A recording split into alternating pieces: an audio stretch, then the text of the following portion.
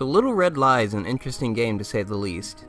Its main focus is centered around how people deal with money, whether not having it or having plenty of it. If you're familiar with the writer and developer Will O'Neill's previous title Actual Sunlight, you'll know how bleak and brutally honest his writing can be.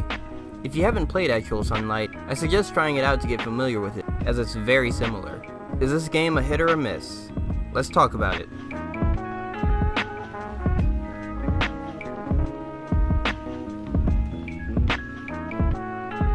In Little Red Lie, you play as two main protagonists. Sarah Stone, a woman living with her parents who's just lost her job, and Arthur Fox, a rich author that gives self-help seminars and does other things. The character you start the game as, Sarah, is having quite the rough time having just lost her job and being heavily in debt, with both her and her sister stressing their parents' bank account. Arthur is all the worst things you can think of in a businessman. Rich, judgmental, sexist, and he beats off in bathrooms right before meetings. At times he can even be comic relief due to how real yet ridiculous he is. He kinda reminds me of an Always Sunny character. On one hand, you got a degenerate rich slob, and on the other you've got an articulate, intelligent person who worked hard and actually deserves something in her life.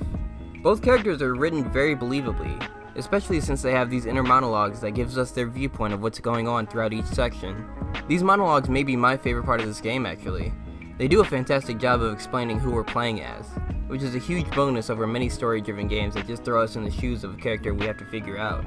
You may be wondering why this game is called Little Red Lie, and that's because both characters spend a lot of time lying to people. The action or interact button is literally called the lie button, whether it's Sarah telling her parents that she still has her job or Arthur telling people he's glad to meet them.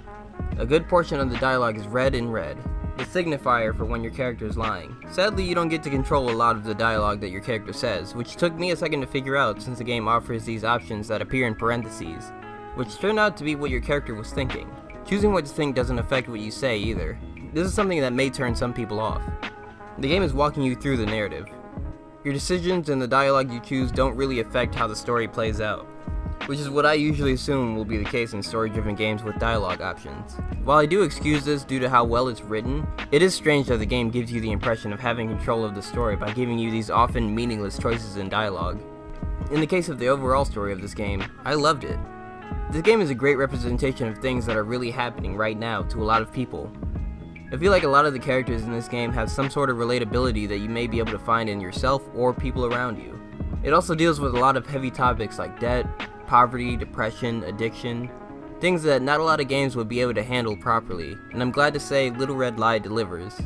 The pacing is on point and it throws a fair amount of curveballs at you throughout, especially from the halfway point onward.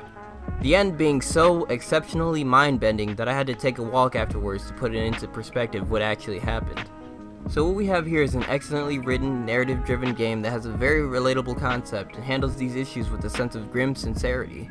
This definitely isn't a heartwarming, triumphant story that you'll be smiling about, but I don't think that was its intention. I very much enjoyed what I played, and if this game sounds remotely interesting to you, I highly recommend buying it. For only $10, I can definitely confirm it's more than worth it. Have you already played it? Did you enjoy it? Let us know below.